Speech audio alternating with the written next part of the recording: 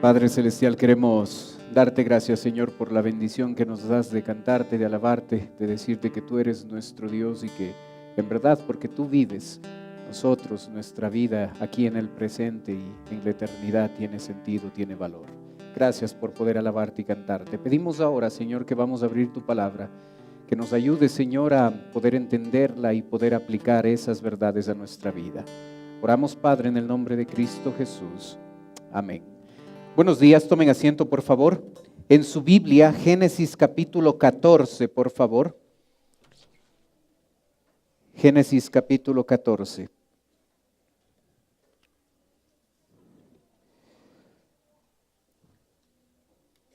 Como siempre, en el boletín que recibió a la entrada, usted tiene el bosquejo del mensaje de esta mañana. Y queremos contestar la pregunta que usted puede leer ahí en su bosquejo. Dice, ¿cómo obtener la victoria en tu vida? La verdad es que para el Hijo de Dios es una necesidad vivir en victoria. El creyente puede experimentar derrota en su vida, en las diferentes facetas, en su trabajo, en su casa, en su familia, en la vida personal. Y la Biblia sí establece principios que nosotros al aplicarlo en nuestra vida, nosotros podemos vivir en victoria. Puede ser que la derrota en su vida tenga que ver con un pecado, con una situación, con un área en su vida donde lucha y trata de agradar al Señor, pero se da cuenta que no funciona la cosa como debería funcionar y la victoria en esa área de su vida no es una realidad. Este pasaje de Génesis 14 nos enseña cómo tener la victoria. Y para poder comprender cómo obtener la victoria, necesitamos primero entender y dimensionar de manera adecuada, de manera correcta, cuán grande es la guerra, cuán grande es el conflicto. En el versículo 1 y 2, la Biblia nos muestra los integrantes de esta guerra y el texto bíblico dice, aconteció en los días de Amrafel, rey de Sinar, Ariot, rey de Eleazar, Kedorlaomer, rey de Elam, y Tidal, rey de Goim, que estos hicieron guerra contra Bera, rey de Sodoma, contra Birsa, rey de Gomorra, contra Sinab, rey de Adma, contra Semeber, rey de Seboín, y contra el rey de Bela, la cual es Zoar. ¿Qué estamos leyendo? Obsérvelo, quizás nos ayuda mejor verlo así. El reino que hace la guerra, el reino conquistador, está compuesto por 4 reyes. En el texto que acabamos de leer se nos muestra la ubicación, los lugares en donde residía cada uno de ellos. El reino conquistado estaba compuesto por 5 reyes, el número 5 no se menciona el nombre, pero sí se menciona el lugar donde estaba ubicado. Así es que nosotros podemos observar que la guerra, el conflicto, los integrantes de esta guerra están compuestos por el reino conquistador, compuesto por 4 reyes, frente a los conquistados que están compuestos por 5 reyes. El versículo 3 nos muestra dónde se llevó a cabo este conflicto armado, esta guerra. El texto dice, todos estos se juntaron en el valle de Sidim, que es el mar salado. En el gráfico usted puede observar, en el mapa usted puede observar que este lugar, el sitio de aquí es el sitio, este es el valle de Sidim, toda esta parte azul es el mar salado o como lo conocemos mejor es el mar muerto, ¿sí? El mar muerto, a una de las orillas del mar muerto, en este extremo, aquí está el valle de Sidim. Aquí se realizó la guerra entre los 4 reyes conquistados y los 5 reyes que vivían en este sector. La línea roja le muestra la incursión de los 4 reyes que estaban conquistando. Vienen desde aquí, mucho más acá, ya lo vamos a ver, vienen y van a seguir esta trayectoria y después de seguir esta trayectoria se van a ubicar acá y aquí va a tener suceso ese conflicto armado. Después de ese conflicto armado, el reino conquistador va a regresar a su tierra por este lugar y va a regresar a la parte de acá, como lo vamos a ver. Pero lo importante en este momento es ubicarnos geográficamente dónde está el valle de Sidim, a un extremo del mar, del Mar Muerto, el sitio donde se llevó a cabo esta guerra. La razón de la guerra, versículo 4 y 5. 12 años habían servido a Kedorlaomer, y en el 13º se rebelaron, y en el año 14 vino Kedorlaomer y los reyes que estaban de su parte, y derrotaron a los refaitas. Hasta ahí podemos leer, vamos a ver más adelante la derrota. Pero observe lo que sucede. En la gráfica usted puede observar el mapa que vimos hace un ratito, es aquí es Jerusalén. El reino compuesto por los 4 gobernantes, por este imperio que gobernaba estos 5 reyes de acá, están aquí. Aquí están las ciudades. Si usted se fija en los nombres que leímos en versículo 1 y 2, Elam, Caldea, Babilonia.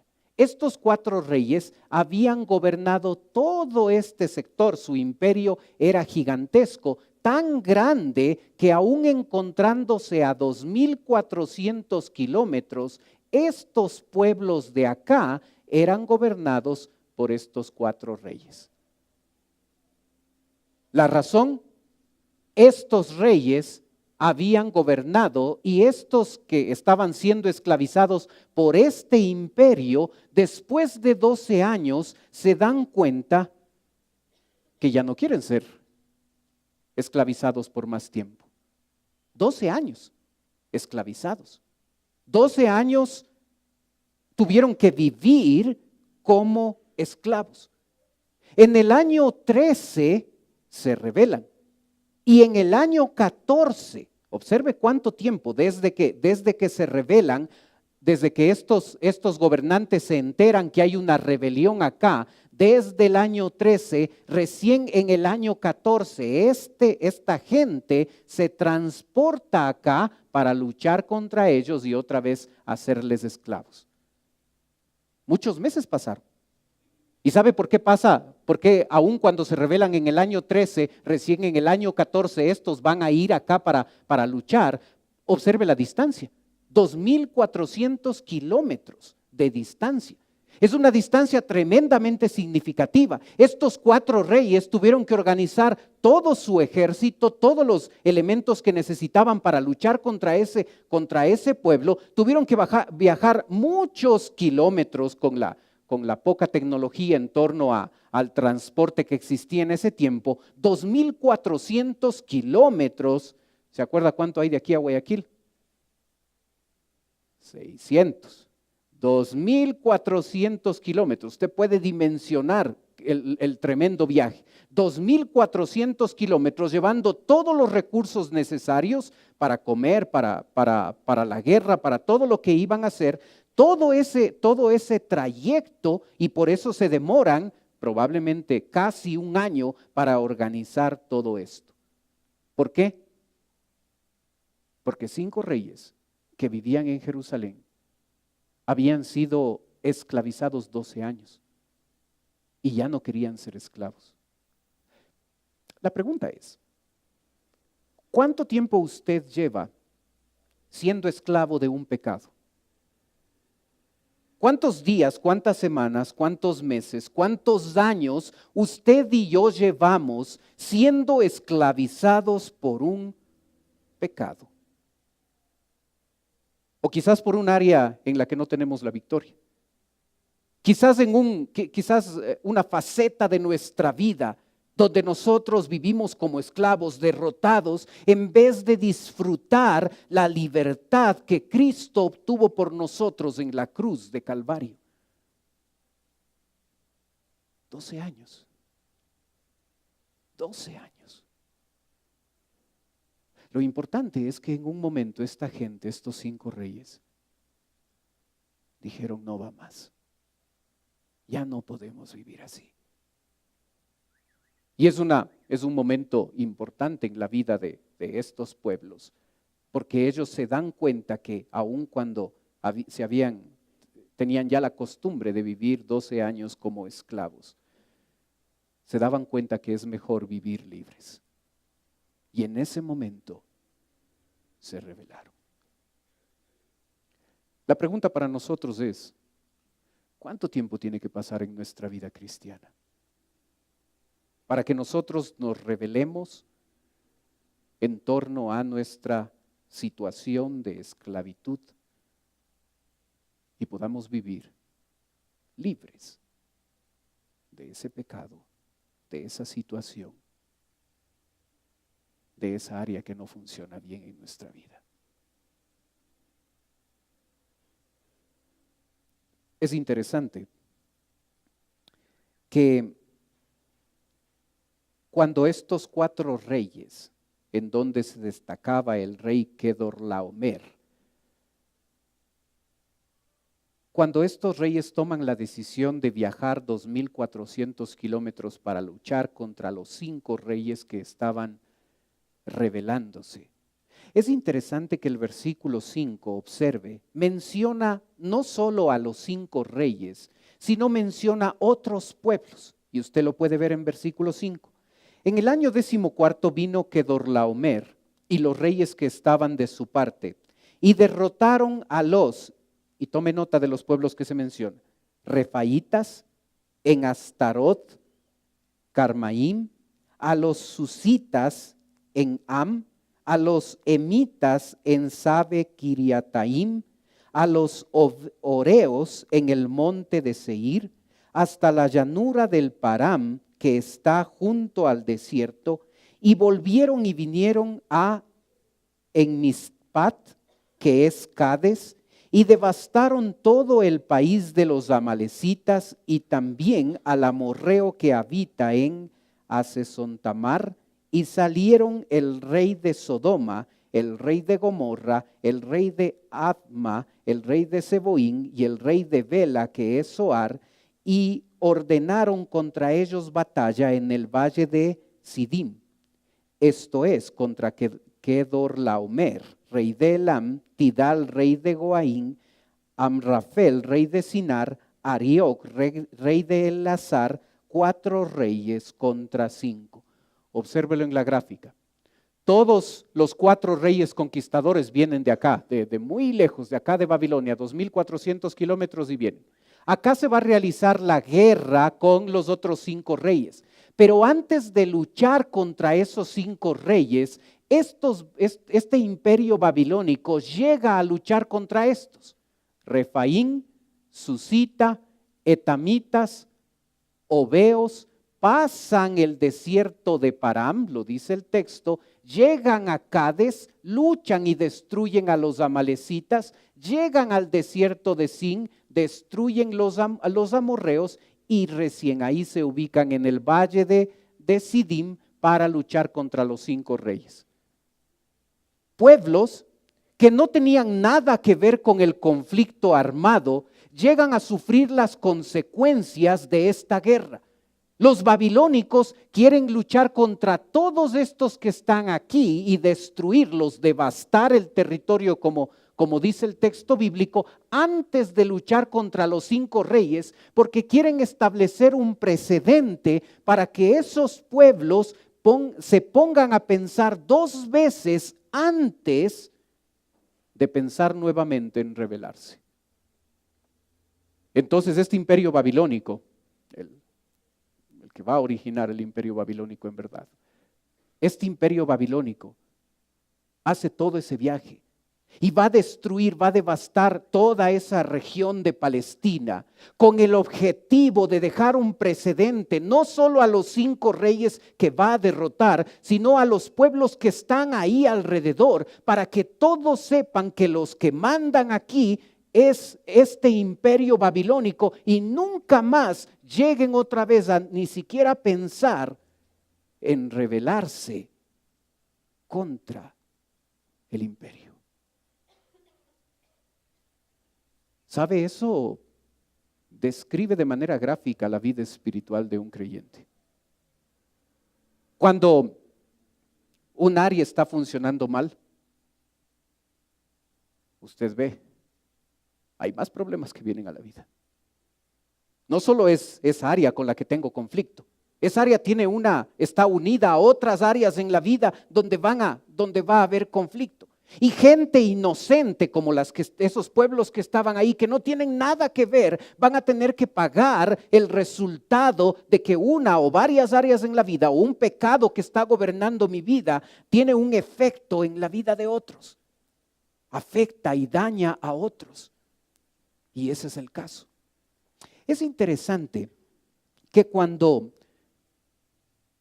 lo cambié por favor, que cuando estos 4 reyes van a luchar contra estos pueblos, todos que están aquí que no tienen nada que ver, los primeros con los que van a luchar es este pueblo, Refaim. Y es interesante que primero luchen con ellos, porque la Biblia llega a decir: después que derrotó a Sehón, rey de los amorreos, el cual habita en Hesbón, y Og, rey de Basán, que habita en Astarot, se fijó en el mapa que este pueblo, aquí dice Astarot, este rey de Basán vivía aquí. ¿Sabe por qué es interesante? Porque Deuteronomio 3:11 dice: porque únicamente Og, rey de Basán, había quedado del resto de los gigantes. Su cama, una cama de hierro, no está en Rabá de los hijos de Amón. La longitud de ella es de 9 codos. Observe las dimensiones de la cama. 9 codos, y su anchura de 4 codos, según el codo de un hombre. El primer pueblo derrotado por este imperio son aquellas personas que están aquí, en Basán. Los que vivían en Basán eran gigantes. La dimensión de la cama de estos gigantes se nos la da aquí, y si nosotros vemos la siguiente diapositiva, vamos a darnos cuenta que 9 codos, cada codo 45 centímetros, cada codo 9 por 45, 4 metros. El ancho de la cama, 4 codos por 45 centímetros, 1,80 m. Observe las dimensiones de la cama de estos gigantes. 4 metros el tamaño de la cama por casi 2 metros de ancho. La arqueología ha dado estos hallazgos, mostrando lo que la Biblia siempre dijo. Desde Génesis capítulo 9, la Biblia registra hombres que tienen un tamaño tremendamente grandes. La Biblia habla de gigantes. Observe. Algunos descubrimientos, hay muchos más que estos. Aquí cogí unos poquitos nomás. Observe, compárelo con un hombre de nuestro tamaño. Observe a esta persona, observe estos hallazgos.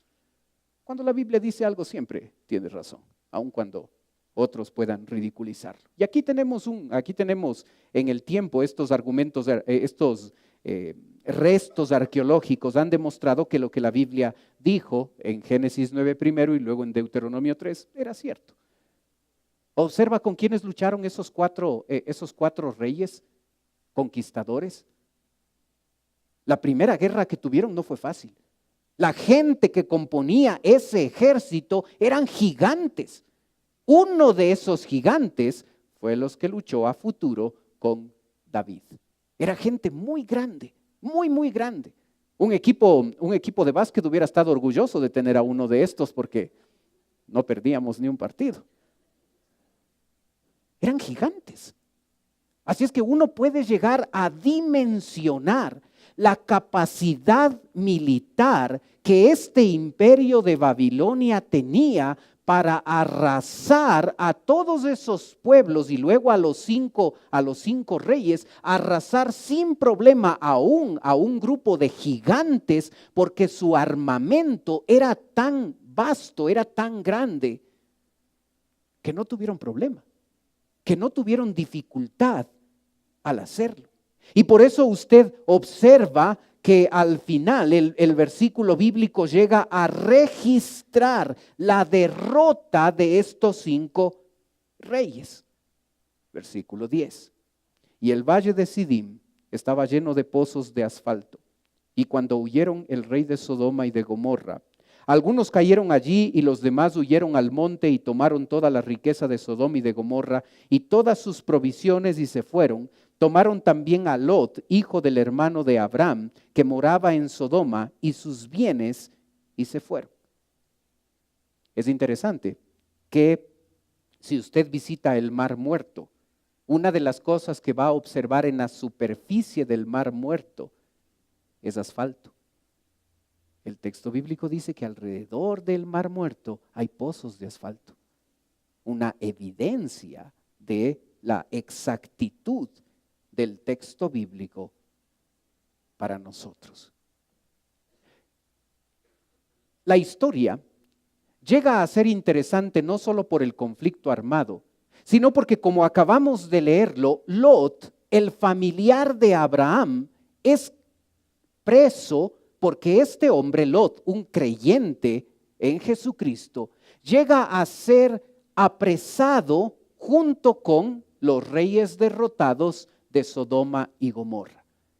Esta información llega a Abraham y en el versículo 3 el texto dice: y vino uno de los que escaparon y lo anunció a Abraham el hebreo, que habitaba en el Sinar de Mamre, el amorreo, hermano de Escol y hermano de Aner, los cuales eran aliados de Abraham.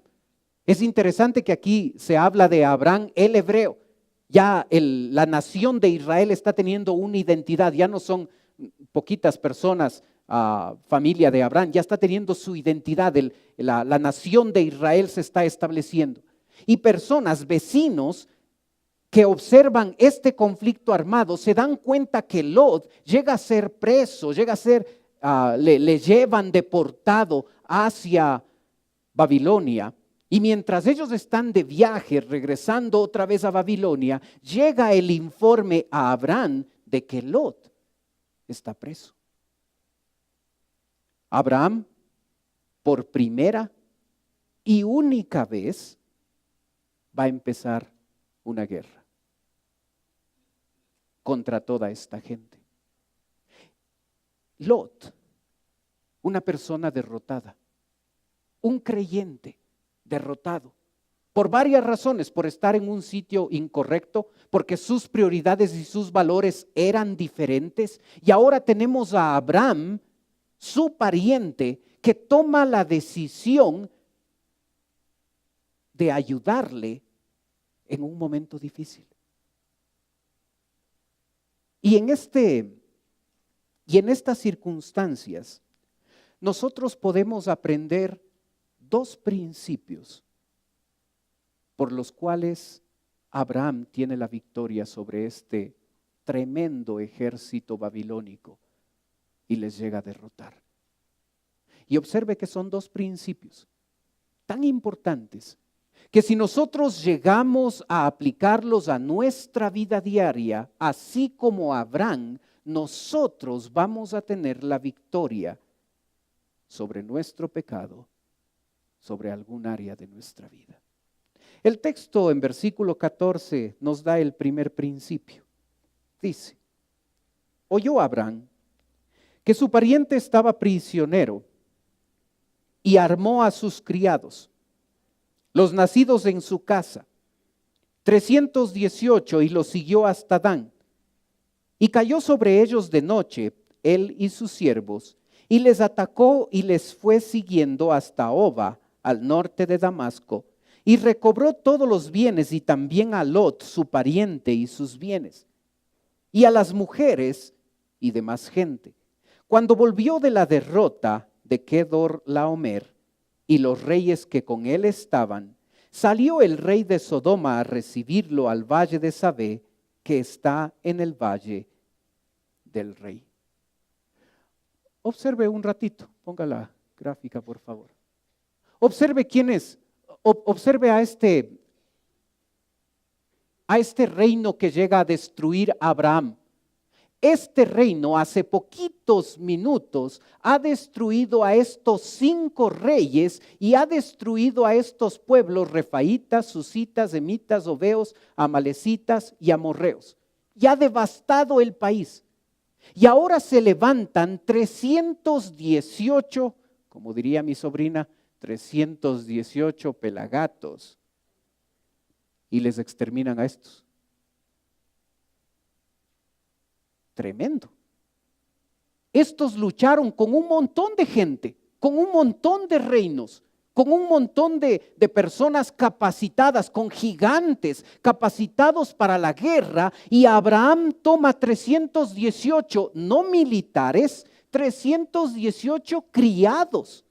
318 criados, personas que tenían habilidad para administrar una casa, para hacer la sopa, para hacer el arroz, para barrer, para ordenar las cosas de la casa.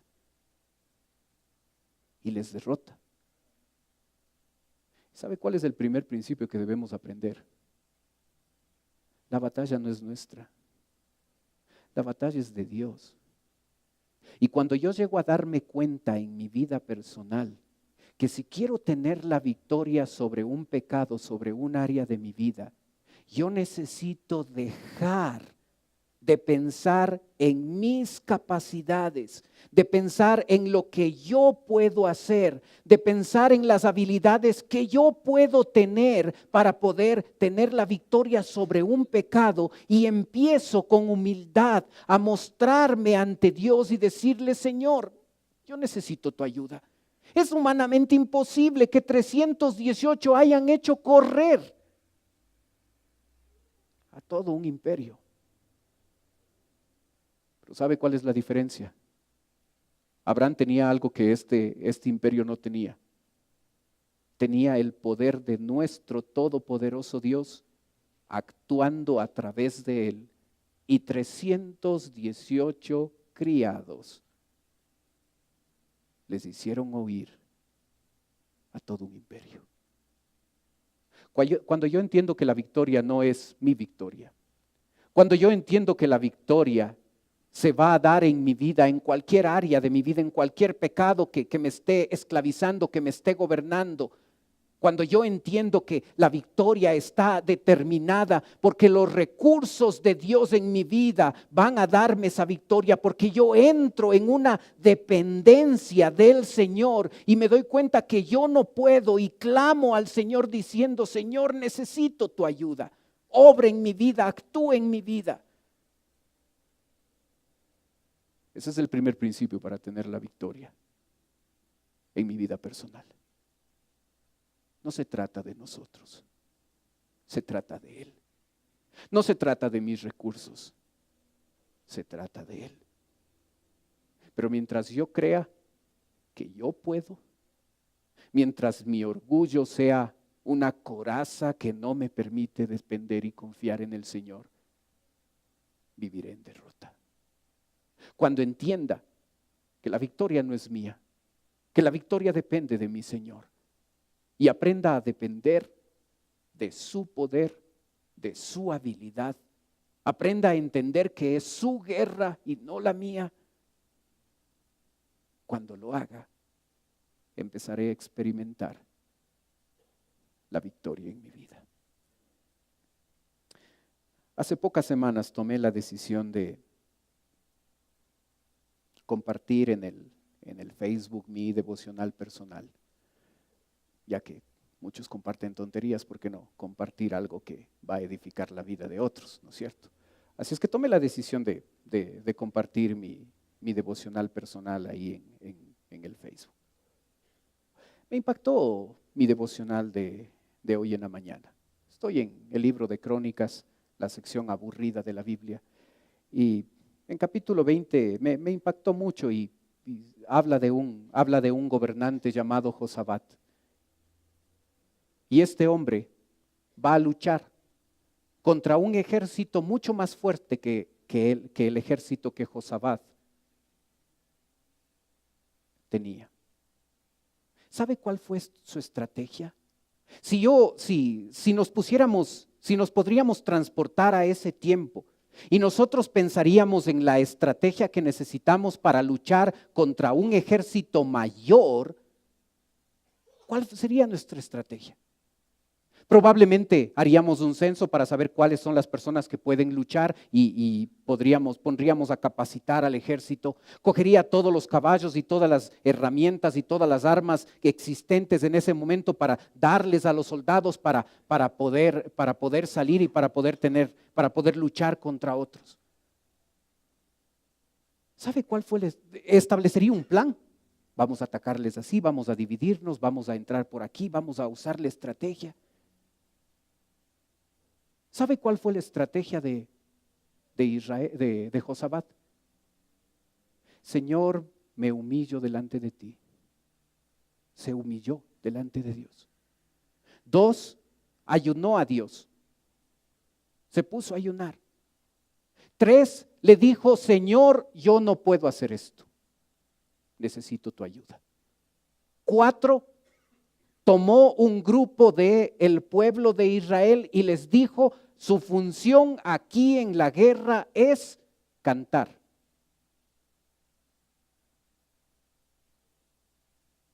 Esa fue su estrategia.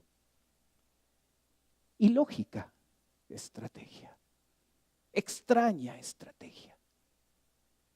Y Josafat salió a la guerra. Cuando llegó donde estaba el ejército con el que iba a luchar, se topó con la noticia de que Dios ya había luchado y que Dios había hecho que entre ese ejército enemigo, entre ellos mismos se maten. Y cuando Josafat llegó, ya era triunfador sin haber luchado. Se demoró Josafat con sus compañeros, se demoró 3 días para tomar todo el botín, todos los bienes que había dejado ese ejército enemigo. Se demoró 3 días para transportar todo ese botín y llevarlo a Jerusalén. Zacarías dice, no con ejército, ni con fuerza, sino con mi espíritu. No es que el depender del Señor significa que cruzamos las manos. Nosotros tenemos que hacer lo que tenemos que hacer, pero lo hacemos con los recursos de nuestro todopoderoso Dios. Es la guerra de Él, es el trabajo de Él, dar el poder y la capacidad para poder luchar nuestras batallas. Y mientras yo no me desconecte de ese orgullo que me hace pensar que yo puedo,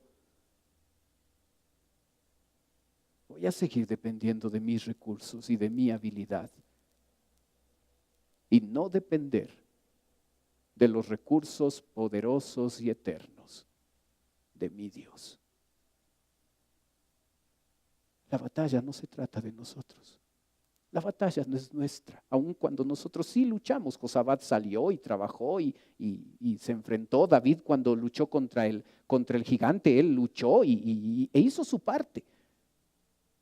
Pero la victoria fue de Dios. Y en la medida en que nosotros entendamos que necesitamos depender del Espíritu Santo que vive en nuestro corazón, solo ahí observaremos la victoria en esas áreas de nuestra vida que necesitamos urgentemente dejar la esclavitud y vivir en victoria. ¿Depende de sus recursos o depende de los recursos de Dios? Cuando usted lucha contra un pecado, ¿es usted nada más el que lucha?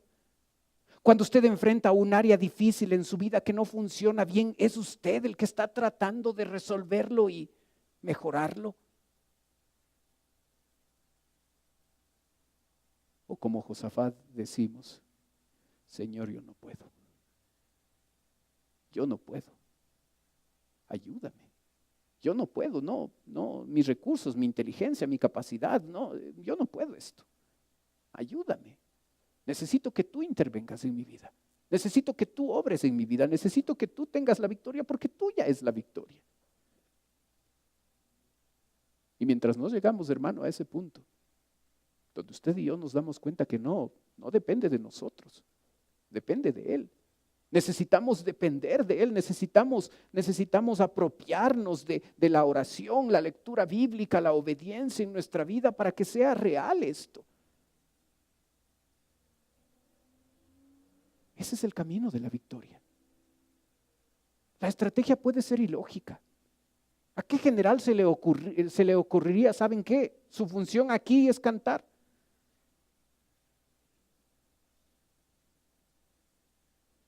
Canten alabando al Señor, porque la victoria es nuestra, dijo Josabad. ¡Qué fe! Antes de luchar, canten, alaben al Señor, alaben su grandeza, porque Dios ya nos ha dado la victoria. Y cuando llegan allá, ya habían tenido la victoria. Tuvieron que solo tomar los resultados de la victoria, que fue todo ese botín armado que era tan grande que les tomó 3 días transportarlo de ese sitio a su casa. Dependencia. Josabad dijo: Señor, no sé qué hacer, no puedo. Y a veces esa humildad necesaria en la vida de un creyente, la falta de humildad en la vida de un creyente es el peor obstáculo que le ponemos al todopoderoso Dios para que haga el milagro que necesitamos ver en nuestra vida derrotada y esclavizada por el pecado. Hay otro principio. Antes de eso, Abraham luchó aquí con este ejército. Y esos 318 pelagatos les hicieron correr 400 kilómetros hasta Damasco, venciéndoles. ¿Puede imaginar lo gráfico de la escena? ¿Puede imaginar todo un imperio con toda esa capacidad militar y 318 criados les hacen correr 400 kilómetros? ¡Qué tremendo! Usted puede imaginar qué gráfico, qué hermoso hubiera sido estar ahí como reportero y observar cómo 318 corren y todo ese montón de ejército corre miedosos porque les están atacando 318 criados. ¡Qué tremendo! Pero sabe, hay un segundo principio y está en el versículo 17, obsérvelo. Cuando volvía de la derrota de Kedorlaomer, de los reyes que con él estaban, salió el rey de Sodoma a recibirlo al valle de Sabe que es el valle del rey. Versículo 21. Entonces el rey de Sodoma dijo a Abraham: dame las personas y toma para ti los bienes. Respondió Abraham al rey de Sodoma: he alzado mi mano a Jehová Dios Altísimo, creador de los cielos y de la tierra, que desde un hilo hasta una correa de calzado, nada tomaré de todo lo que es tuyo, para que no digas: yo enriquecí a Abraham. ¿Sabe lo que está haciendo Abraham aquí? Alza su mano al Altísimo, a Dios. Habla con el rey derrotado de Sodoma y Gomorra y le dice: yo no quiero ni un hilo tuyo. Yo, toma, te devuelvo todo. Porque yo no quiero un día que tú vengas a decir que la victoria que acabo de tener es a consecuencia de lo que tú has hecho. ¿Sabe lo que está diciendo? La gloria es para Dios. Y yo no voy a permitir que alguien robe la gloria de Dios y venga a decir: es que yo, el rey de Sodoma, fui el que le di estas cosas y le dejé con esto e hice todo esto. Abraham toma la decisión de no compartir la gloria de Dios, que otro no robe la gloria de Dios, ni él mismo robar la gloria de Dios, porque si alguien debía ser felicitado por esta victoria que acaba de tener Abraham, es Dios. ¿Se da cuenta cómo a veces vemos nuestros logros? ¿Se da cuenta cómo a veces las oficinas, los cuartos en nuestra casa a través de diplomas y todo ese tipo de cosas pegados ahí en la pared. Como que eso honran al hombre y no a aquel que debe ser honrado. Y Abraham no estuvo dispuesto. Que nadie robe la gloria a Dios. Porque si alguien debía ser aplaudido por lo que acaba de pasar, es él. No fue la habilidad de Abraham. No fue la contribución del rey de Sodoma. No fue el trabajo de un ser humano lo que produjo ese milagro en esa victoria. Fue la obra de Dios. Y Abraham toma la decisión de no permitir que nadie robe la gloria de Dios, porque el único altísimo, palabra que utiliza Abraham, solo Él debe ser alabado. Solo Él debe ser honrado. Así es que debo tener mucho cuidado cuando evalúo los éxitos en mi vida, los diplomas que me dan, los trofeos que consigo, las victorias que hay en mi vida. Y debo tener cuidado de no ser la persona que robo esa gloria para mí, porque es Dios el único que merece la gloria, el único que merece la honra. Es interesante que Abraham no solo conversa con el rey de Sodoma, el rey derrotado de Sodoma. Conversa en el versículo 18 con un personaje interesante. Entonces Melquisedec, rey de Salem y sacerdote del Dios Altísimo, sacó pan y vino. Y le bendijo diciendo: bendito sea Abraham del Dios Altísimo, creador de los cielos y de la tierra, y bendito sea el Dios Altísimo que entregó tus enemigos en tu mano, y le dio a Abraham los diezmos de todo. Interesante este hombre Melquisedec.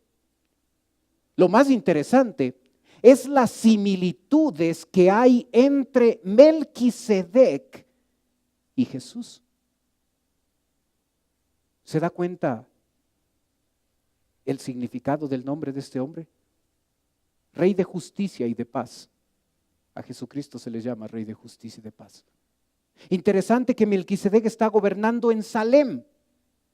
Salem es otro nombre de Jerusalén, una ciudad significativa para Jesús. Es interesante que Melquisedec lo que le da a Abraham es pan y vino. Dos cosas súper importantes en el ministerio de Jesucristo. Observe lo que Dios el Padre dice acerca de Jesús en el Salmo 110. Juró Jehová y no me arrepentí. Tú eres, está Dios el Padre hablando de Jesús, tú eres sacerdote para siempre según el orden de Melquisedec. Observe lo que Hebreos capítulo 7 dice. Porque este Melquisedec, rey de Salem, sacerdote del Dios Altísimo, que salió a recibir a Abraham que volvía de la derrota de los reyes y le bendijo, a quien asimismo dio a Abraham los diezmos de todo, cuyo nombre significa primeramente rey de justicia y también rey de Salem, este rey de paz, sin padre, sin madre, sin genealogía, que ni tiene principio de días, ni fin de vida, sino hecho semejante al Hijo de Dios, permanece sacerdote para siempre.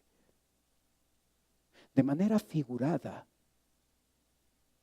Abraham tuvo un contacto con el mismo Señor Jesucristo en la persona de este sacerdote Melquisedec. ¿Y sabe lo que hizo? Le dio los diezmos de todo, el botín. ¿Sabe lo que es significativo de ese acto? Que todavía faltaban 600 años, todavía faltaban que pasen 600 años hasta que Dios en Levítico 27 por vez primera diga, es una orden diezmar y ofrendar. No había una ley para diezmar y ofrendar. Faltaban todavía 600 años para que Dios legisle y Dios establezca en el libro de Levítico recién la orden de diezmar y ofrendar. Así es que eso hace tremendamente significativo el hecho de que Abraham haya dado los diezmos de todo. Algunos no diezman porque dicen, eso está en la ley. Falso, Abraham diezmó cuando todavía no se establecía la ley, 600 años antes de que se establezca la ley. ¿Y sabe lo que Abraham hace? Señor, yo te doy la gloria a ti Altísimo, con mi boca, con mis labios, yo te doy la gloria a ti.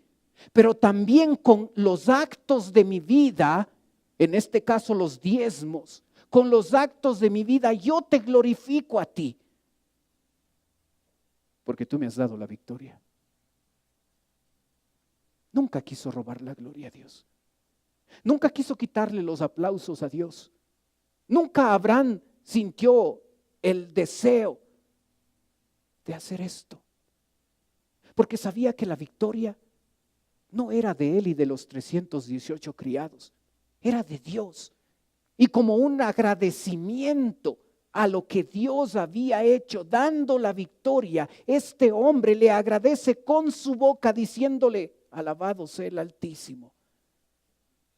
Y con sus actos le da los diezmos de todo cuando todavía no había mandamiento para diezmar. Pero su corazón agradecido y lleno por lo que Dios había hecho en su vida, le movió a este hombre a compartir lo que Dios le había dado.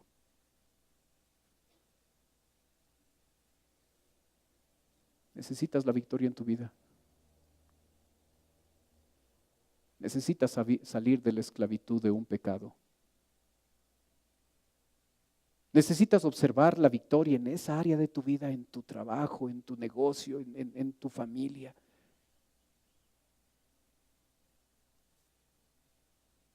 La victoria no se consigue con nuestros recursos.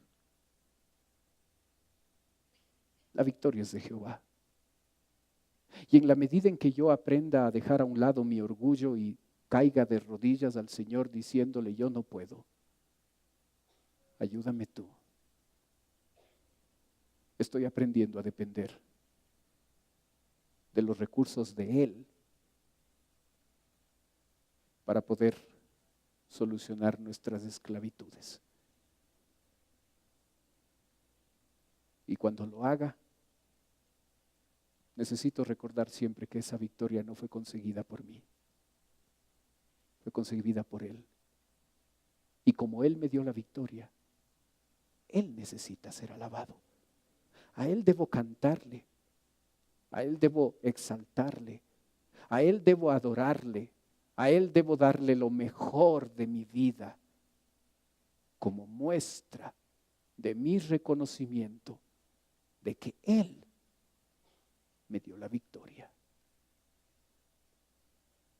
Hermano, no vivas en derrota. Los principios que funcionan, esos dos principios están ahí. Si los aplicamos, experimentaremos la victoria en nuestra vida. Oremos.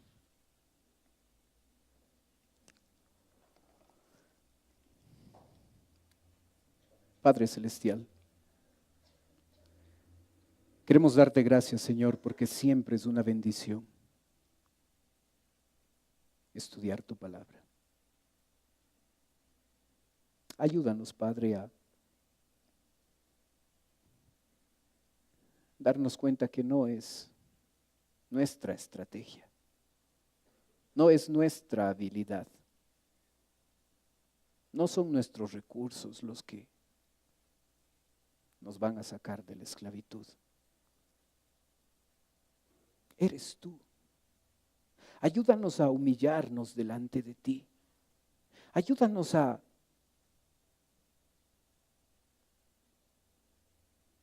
sacar de nuestra vida el orgullo y decirte a ti, Señor, yo no puedo. Quiero depender de ti. quiero que tú intervengas en esta área de mi vida. Quiero que tú me des la victoria. Quiero que tú me saques de la esclavitud en la que me encuentro.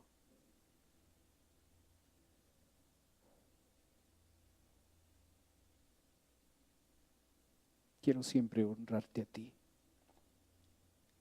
glorificarte a ti. Quiero reconocer siempre con mi boca y con mis actos que tú eres el que mereces la gloria y la honra. Padre, yo te ruego por aquellos creyentes que están en esclavitud.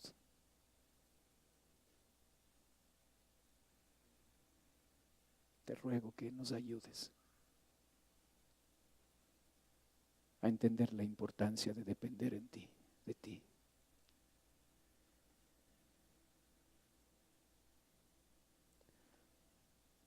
Mientras usted sigue orando, tal vez pidiendo perdón. Puede ser que esta mañana nos está visitando alguien por primera vez. Y si usted viene por primera vez a nuestra iglesia y usted dice, pastor, yo deseo que usted ore por mí. Puede ser que su motivo de oración tenga que ver con el tema del que tratamos ahora. Puede ser que su necesidad sea diferente. Pero mientras los demás tienen sus ojos cerrados, si usted viene por primera vez, solo yo mirando, yo quisiera ver su mano. Con eso me está diciendo a mí, pastor, ore por mí. Gracias, veo su mano, bájela nomás. ¿Alguien más?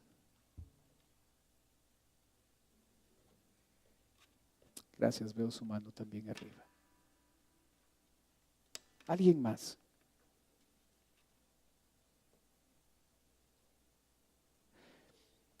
Sabe, para las dos personas que nos visitan, en un ratito yo voy a orar por usted, como le dije. Quisiera ofrecerle algo más. Esto es totalmente voluntario, no se sienta obligado, obligada a hacerlo. Pero si desea hacerlo, hágalo con toda confianza. Yo quisiera invitarle a usted que viene por primera vez a pasar a la parte de abajo donde estoy yo. Los demás están teniendo sus ojos cerrados para que a usted no le dé recelo, no le dé vergüenza de pasar. Pero si usted lo hace, una persona de nuestra iglesia se va a acercar y le va a llevar a otro lugar de la iglesia, y en un lugar privado esa persona va a orar también por usted y va a conversar un momento con usted. Queremos servirle, queremos ayudarle. Si usted desea pasar en este instante, hágalo, por favor, con toda confianza. No importa que esté lejos, venga, le esperamos por usted. Gracias por ser el primero. Venga nomás, con toda confianza.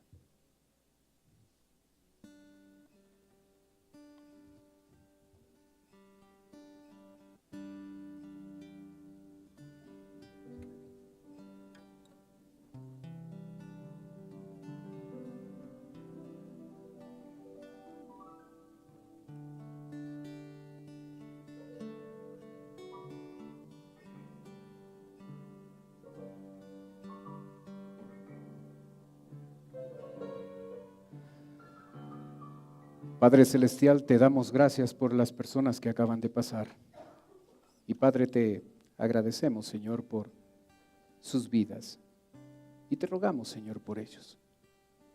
Porque tú puedas obrar de tal forma para que si ellos todavía no te conocen como Salvador personal, tú puedas, Padre, tocar en este momento sus vidas. Ayúdanos a nosotros, tus hijos, Señor, los que ya te conocemos. Ayúdanos a darnos cuenta que lo que más necesitamos es tu fidelidad en nuestra vida. Ayúdanos a apropiarnos de tus recursos, a depender de ti. Tú puedes llevar nuestra vida mucho más allá de lo que nosotros podemos imaginar. Pedimos tu bendición en la aplicación de tu palabra. Oramos en el nombre de Cristo Jesús. Amén. Puestos de pie, cantemos, por favor. Tus ojos revelan que yo nada puedo esconder, que no soy nada sin ti. Oh fiel Señor, todo lo sabes de mí. Cuando miras el corazón, todo lo puedes ver muy dentro de mí. Lleva mi vida a una sola verdad, que cuando me mira nada puedo ocultar. Sé que es tu fidelidad que lleva mi vida más allá de lo que puedo imaginar. Sé que no puedo negar que tu mirada puesta en mí me llena de tu paz. Tus ojos revelan que yo nada puedo esconder, que no soy nada sin ti. Oh fiel Señor, todo lo sabes de mí. Cuando miras el corazón, todo lo puedes ver dentro de mí. Lleva mi vida a una sola verdad, que cuando me mira nada puedo ocultar. Sé que es tu fidelidad que lleva mi vida más allá de lo que puedo imaginar. Sé que no puedo negar que tu mirada puesta en mí me llena de tu paz. Sé que es tu fidelidad, sé que es tu fidelidad que lleva mi vida más allá de lo que puedo imaginar. Sé que no puedo negar tu mirada puesta en mí me llena de tu paz. Una vez más, sé que es tu fidelidad, sé que es tu fidelidad que lleva mi vida más allá de lo que puedo imaginar. Sé que no puedo negar tu mirada puesta en mí me llena de tu paz. Que tu mirada puesta en mí me llena de tu paz. Que tu mirada puesta en mí me llena de tu paz.